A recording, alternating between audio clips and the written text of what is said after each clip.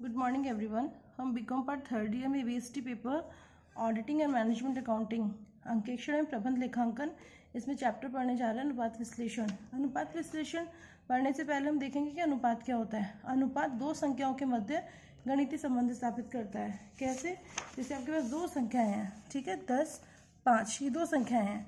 अब ये संख्याएं अलग अलग है तो इसका कोई मतलब नहीं, बस इतना सा, ये 10 और ये 5 है, आपको सिर्फ इतना पता चल रहा है इससे। लेकिन अगर इसमें कोई गणितीय संबंध स्थापित करेंगे कैसे, जैसे 10/5 किया तो हम ये बोल सकते हैं कि 5 का 10 कितना है, 2 गुना है। 5 दूनी 10, 2 गुना आ रहा है, तो 5 का 10 2 गुना है। दूसरा आप किस तरह से शो कर सकते हैं इसको, परसेंटेज के रूप में कर सकते हैं। जैसे 10/5 इंटू 100 कर दिया, या 5/10 इंटू 100 कर दिया। ये क्या, ये परसेंटेज फॉर्म में आ जाएगा, ये गुना के फॉर्म में, परसेंटेज के फॉर्म में। या फिर आप ऐसा कर सकते हो, आप ऐसा भी कर सकते हो, 10/5 है, अगर आप इसको करेंगे सॉल्व तो 2:1, तो क्या आएगा, 2:1। तो ये हो गया आपका शुद्ध अनुपात के रूप में। तो ये क्या हुआ, दो संख्याएं दोनों मिलकर अगर किसी गणितीय संबंध को स्थापित कर रही है तो ये क्या हुआ, अनुपात कहलाया। ठीक है, अनुपात दो संख्याओं के मध्य गणितीय संबंध स्थापित करता है।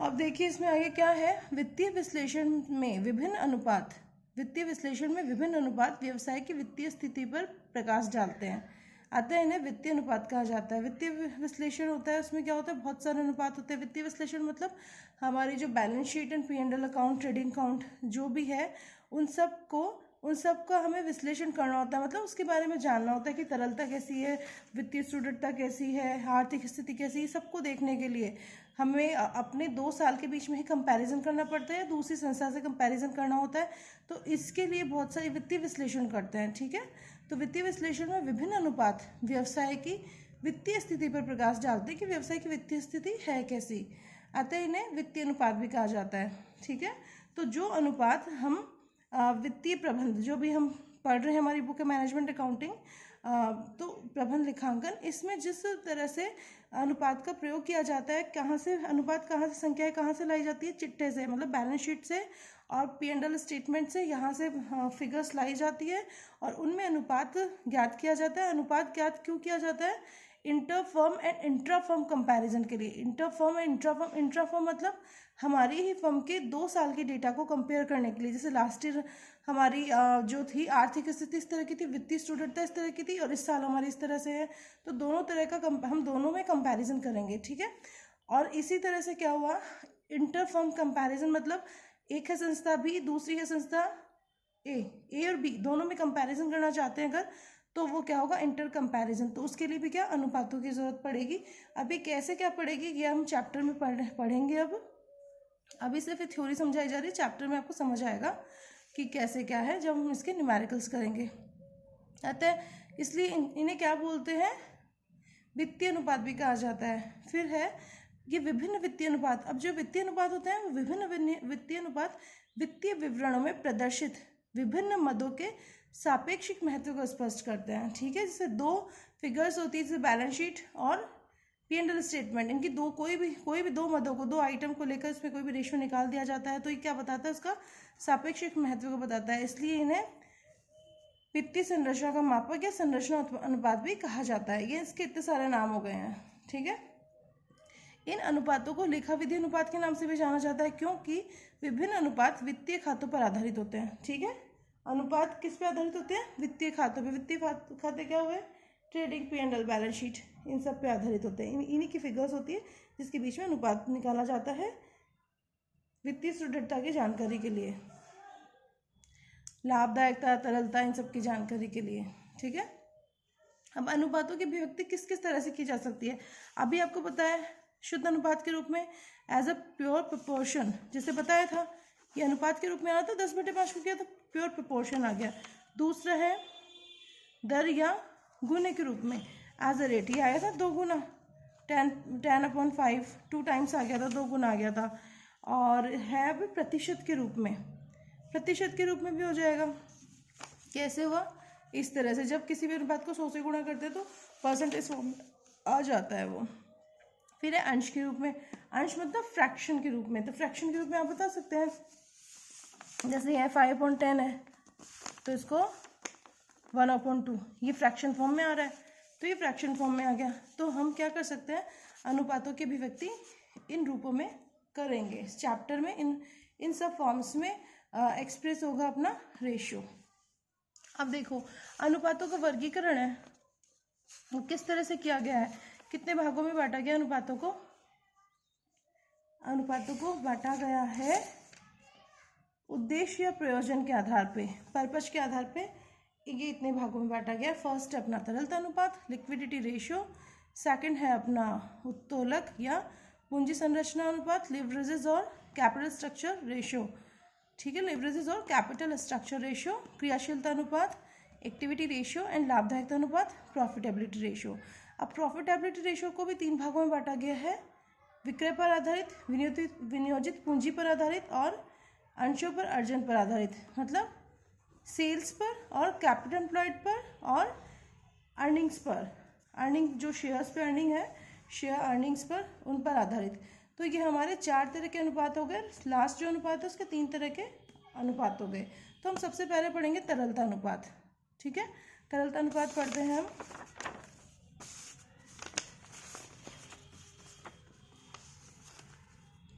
देखिए तरलता अनुपात है, तरलता अनुपात क्या बताता है, तरलता अनुपात बताता है संस्था की लिक्विडिटी, कि हमारे पास कभी हमारे दायित्व उत्पन्न हो, हमारे संस्था में कोई दायित्व उत्पन्न हो तो हम हमारी चुकाने की कैपेसिटी क्या है। ठीक है, तरलता अनुपात ये चुकाने की क्षमता क्या है, मतलब ये हमारे पास कितना लिक्विड, कितना कैश या कैश इक्विवेलेंट हमारे पास मौजूद है हमारी संस्था में, तो इस चीज़ को ही बताता है। तो यह है तरलता अनुपात, ये संस्था की चालू दायित्व को चुकाने की क्षमता का माप करता है। ठीक है, इसमें मुख्यतः 3 अनुपातों की गणना की जाती है। अब तरलता अनुपात हेडिंग है ना, इसमें क्या है, ये एक टाइप है क्लासिफिकेशन ऑफ रेशियोज देख रहे हैं। इसका फर्स्ट टाइप है लिक्विडिटी रेशियो। लिक्विडिटी रेशियो क्या करता है, ये पे कैपेसिटी देखता है। कैपेसिटी क्या है, पे करने की, संस्था की कैपेसिटी क्या है पे करने की जब उसके कोई लायबिलिटी अराइज हो। तो ये क्या है, संस्था में कैश और कैश इक्विवेलेंट ये कितना क्या रखा है, तो इन सब चीज़ों को ये देखता है।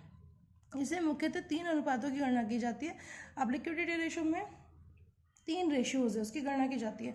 फर्स्ट है इसमें हमारा चालू अनुपात, करंट रेशियो। यह है चालू संपत्ति, और करंट रेशियो क्या होता है, यह चालू संपत्ति व चालू दायित्व के मध्य संबंध दर्शाता है। यह अल्पकालीन वित्तीय सुदृढ़ता का माप है, अल्पकालीन वित्तीय सुदृढ़ता का माप है। ठीक है ना, कौन सी, अल्पकालीन। अल्पकालीन वित्तीय सुदृढ़ता मतलब 1 ईयर, विद इन 1 ईयर आपकी जो है पेमेंट जो कैपेसिटी है, लायबिलिटी को पे करने की कैपेसिटी, वो 1 ईयर में कैसी क्या है, तो इसको देखता है। ये अल्पकालीन वित्तीय सुदृढ़ता का माप होता है। अब यहाँ पे देखो क्या है, चालू संपत्ति। चालू संपत्ति क्या होती है, करंट एसेट्स। करंट एसेट्स क्या है, करंट एसेट्स से आशय ऐसी संपत्तियों से हैं जो एक लेखा अवधि या वर्ष के दौरान कैश में कन्वर्ट हो जाएगी। ठीक है ना, जो भी अपनी संपत्तियां हैं कैश में कन्वर्ट होने वाली है विद इन 1 ईयर, तो उसको हम क्या बोलेंगे, करंट एसेट्स। उसी तरह से करंट लायबिलिटीज, चालू दायित्व, वो क्या है, उन दायित्वों से हैं जिनका भुगतान एक लेखा अवधि या वर्ष के दौरान किया जाता है। इसका मतलब जो भी हमारी लायबिलिटीज है विद इन 1 ईयर जिनका पेमेंट करना है, वो सब क्या कहलाएगा, हमारा चालू दायित्व। इसको सूत्र रूप में ऐसे व्यक्त किया जा सकता है, current ratio equal to current assets divided by current liabilities. अब देखिए इसमें एक बात बताई मैंने कि कोई भी, जैसे चालू दायित्व क्या होगा, कोई भी ऐसे दायित्व जो विद इन 1 ईयर एक लेखा अवधि में हमें जिसका पेमेंट करना है, हमारी संस्था को जिसका पेमेंट करना है। तो अब देखो इसमें जैसे ये है डिबेंचर्स है, डिबेंचर्स है, ये आप क्या बोलेंगे डिबेंचर्स को, इसको आप बोलेंगे नॉन करंट लायबिलिटी। ठीक है ना, नॉन करंट लायबिलिटी होती है। लेकिन अगर मान लो जो 10 साल के लिए या 5 साल के लिए जो डिबेंचर्स इशू किया हुआ था, उसका रिडेम्पशन, उसका शोधन, मतलब उसका पेमेंट इसी साल किया जाना है। ठीक है ना, जो 5 ईयर्स की मैच्योरिटी पीरियड थी वो हमारी इसी ईयर में, जो ये लेखा अवधि चल रही है उसी में खत्म हो रही है, इसी साल पे किया जाना है। तो वो डिबेंचर्स जो जिसकी लायबिलिटी इसी साल पे करनी है, वो क्या कहलाएंगे, वो अपने इस ईयर के लिए वो कहलाएंगे चालू दायित्व। इसका मतलब क्या, विद इन 1 ईयर जिसका भी पेमेंट किया जाना हो, जिस भी लायबिलिटी का, वो सब क्या कहलाएगी, चालू दायित्व कहलाएगी। ठीक है, बाकी से अगर होगा लॉन्ग टर्म लाइबिलिटीज़ जो है, नॉन करंट लाइबिलिटीज़, अगर उनको हमें करंट लाइबिलिटीज़ मानने की कोई होगी कंडीशन तो वो क्वेश्चन में गिवन होगी, अदरवाइज हमको नॉर्मल लेके चलना है। नॉर्मली देखिए ये क्या है, चालू दायित्व। करंट लाइबिलिटीज़ किसको कहते हैं? बिल्स पेबल, क्रेडिटर्स, ये आप 12 तक पढ़ते हैं। बिल्स पेबल 12 तक क्या सेकेंड ईयर तक पढ़ते हैं। Bills payable, creditors, short term loans, bank OD, outstanding expenses, tax provisions, unclaim dividend, propose dividend, advance from customer, deposits from dealer and instalments, payment on long term loans. इस तरह की जो भी है ये लिस्ट दी हुई है छोटी मोटी। वैसे इसके अलावा और भी बहुत सारी करंट लायबिलिटी होती है, वो आपको पहचानना पड़ेगा क्वेश्चन में। हम क्वेश्चन करते जाएंगे, हमें दिखती जाएगी। करंट असेट्स है cash, bank balance, bill receivable, debtors, stock, short term investments in marketable securities, prepaid expenses, advance payments and accrued income, deposits capped with public bodies for normal business operations, other amounts receivable with in a year. ये सब हमारा क्या है?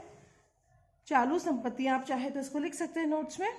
चालू दायित्व हो गए, current liabilities हो गई एंड करंट एसेट्स हो गई हमारी।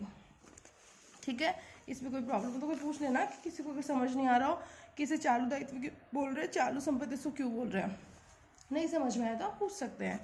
इसमें है आदर्श अनुपात। अभी रेशियो जब हम कैलकुलेट करेंगे तो इसमें क्या आंसर आना चाहिए, मतलब आदर्श अनुपात क्या माना जाएगा? 2:1। 2:1 मतलब जैसे 20,000 है, ये 10,000 है, 20,000 बटे 10,000 हुई, तो हमारी करंट लायबिलिटीज कितनी है संस्था में? 10,000। अब हमारे पास करंट एसेट्स कितनी है? 20,000। इसका मतलब साल भर में चुकाना 10,000 है, लेकिन कैश हमारे पास कितना उपलब्ध हो जाएगा साल भर में? 20,000। तो हमारी जो चुकाने की क्षमता है वो अच्छी है। 10,000 का ही पेमेंट करना है साल भर में हमें बाहर के लोगों को, और 20,000 हमारे पास आएगा। तो इसका मतलब पेमेंट कैपेसिटी, जो पेइंग लाइबिलिटी है, वो पेइंग कैपेसिटी है लाइबिलिटी की, वो हमारी अच्छी है। तो ये क्या होता है? ये अल्पकालीन वित्तीय सुदृढ़ता, अल्पकालीन वित्तीय सुदृढ़ता को बताता है। विद इन 1 ईयर हमारी जो भी फाइनेंशियल लाइबिलिटीज को पे करने की कितनी क्षमता है, तो इसको बताता है, ये तरलता को बताता है। इसे 2:1 अनुपात या कार्यशील पूंजी अनुपात भी कहा जाता है। ठीक है, कार्यशील पूंजी अनुपात भी कहा जाता है। कार्यशील पूंजी अनुपात क्यों? कार्यशील पूंजी का मतलब क्या होता है? Working capital. कैसे कैलकुलेट होती है? Current assets minus current liabilities. कार्यशील पूंजी कैलकुलेट करने का क्या होता है तरीका? Current assets minus current liabilities. तो इसलिए इसको कार्यशील पूंजी अनुपात भी कहते हैं। ये आपने लास्ट क्लास में पढ़ के आए हो कार्यशील पूंजी के बारे में, इसलिए ज़्यादा डिटेल भी नहीं बताऊंगी। बस इसका फॉर्मूला होता है CA माइनस CL, इसलिए यहाँ पे CA CL दोनों मौजूद है, इसलिए इसको क्या बोल दिया? कार्यशील पूंजी अनुपात कह दिया। तो इसके दूसरे नाम भी है, करंट रेशियो के दूसरे नाम भी है। अब हम पढ़ेंगे इसका एक एग्जाम्पल देखते हैं हम। Illustration number 1। निम्न स्थिति विवरण से फर्म का चालू दायित्व, फर्म का चालू अनुपात याद कीजिए। Find current ratio of the firm from the following balance sheet. अब हमारे पास बैलेंस शीट दी हुई है। बैलेंस शीट में क्या करना है हमें? Current assets and current liabilities को देख के और ये फार्मूला लगा के और करंट रेशियो कैलकुलेट करना है। तो देखिए इसमें हम सबसे पहले क्या करेंगे? करंट एसेट्स देखेंगे। करंट एसेट्स हमारी क्या क्या है यहाँ देखते चलिए। बैंक करंट एसेट्स है, कैश करंट एसेट्स है, ठीक है, और BR करंट एसेट्स है, डेटर्स करंट एसेट्स है, और ये जो है इन्वेंट्रीज करंट एसेट्स है। तो ये हमारी करंट एसेट्स की जो हेडिंग दी हुई थी करंट एसेट, ये सब हमारी करंट एसेट्स है। इसका मतलब क्या हुआ? 3 लाख में से 1 लाख की नॉन करंट एसेट्स है, बाकी सब क्या हो गई? Current assets. तो हमारी करंट एसेट्स कितनी आ गई क्वेश्चन में? ये रेशियो लगा दिया current ratio CA/CL। Current assets कितनी आ गई? 2 लाख। इसी तरह से करंट लायबिलिटी हम कैलकुलेट करेंगे। कैसे होगी ये? बैंक ऑडी आ गई, बिल्स पेबल आ गए, क्रेडिटर्स आ गए। ये करंट लायबिलिटी हेडिंग में दिया हुआ है करंट लायबिलिटीज, ये सब आ गए। इन सबको ऐड करेंगे 40, 50, 60 और 70, 80, 90, 100, ये कितना हो गया? 1 लाख। तो ये हो गई हमारी करंट लायबिलिटीज हो गई 1 लाख। तो आ गया 2 लाख डिवाइडेड बाई 1 लाख, 2:1। ये आ गया करंट रेशियो। और ये current assets and current liability calculate करने का तरीका दिया हुआ है। ठीक है, इसी तरह से एक और इलस्ट्रेशन देखते हैं हम। ये हमारे पास इंफॉर्मेशन दी हुई है। निम्न सूचनाओं से चालू अनुपात की गणना कीजिए। ये हमारे पास इंफॉर्मेशन है, इसमें से हमें करंट एसेट्स और करंट लायबिलिटीज जो भी है सब छांटनी है। ये क्या है, करंट असेट्स। करंट असेट्स देखो ये हम लिखते जा रहे हैं, करंट असेट्स हो गए सन्ड्री डेटर्स। बिल्स पेबल क्या होता है, करंट लाइबिलिटी, तो बीपी आ गया यहाँ, ठीक है। इन्वेंट्रीज आ गया 20,000, इन्वेंट्रीज आ गया ये, ठीक है। सन्ड्री क्रेडिटर्स आ गया यहाँ लाइबिलिटीज़ में। और प्रीपेड एक्सपेंसेस क्या होते हैं हमारे, करंट असेट्स, ये 20,000 प्रीपेड एक्सपेंसेस यहाँ आ जाएगा। डिबेंचर्स है, डिबेंचर्स क्या है हमारा, डिबेंचर्स हमारे नॉन करंट लाइबिलिटी होती है। अगर यहाँ पे क्वेश्चन में ही दे दिया जाता कि डिबेंचर्स आपके 80 जा रहे हैं और इसकी मैच्योरिटी पीरियड इसी साल खत्म हो रहा है, इसका मतलब आपको इसी साल डिबेंचर्स की लाइबिलिटी को पे करना है। अगर ऐसी कंडीशन दी हुई होती तो डिबेंचर्स को हम कहाँ इंक्लूड करते, करंट लाइबिलिटीज़ में, लेकिन यहाँ कोई कंडीशन नहीं दी हुई, तो डिबेंचर्स को क्या मानना है, क्या मानना है, क्या मतलब होता ही डिबेंचर्स तो नॉन करंट लाइबिलिटी है, ठीक है ना। तो ये नॉन करंट लाइबिलिटी है, यहाँ दोनों में ही कहीं इंक्लूड नहीं होगा।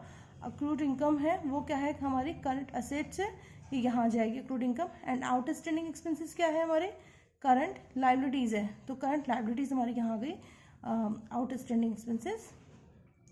अब ये सब हमने कैलकुलेट की, 80,000 आ गया हमारा करंट असेट्स, और करंट लाइबिलिटीज़ कितनी आ गई, 50,000। अब करंट रेशियो का फॉर्मूला लगाएंगे, करंट रेशियो इक्वल साइन करके current assets divided by current liabilities, 80,000 divided by 50,000, 1.6:1, ठीक है ना। तो ये हो गया हमारा फॉर्मूला 1.6 अनुपात 1, ये हो गया हमारा करंट रेशियो। आप ये नोट्स यहाँ से कॉपी कर सकते हैं, वैसे तो व्हाट्सएप ग्रुप में आ जाएंगे, वीडियो पोस्ट करके आप कर सकते हैं।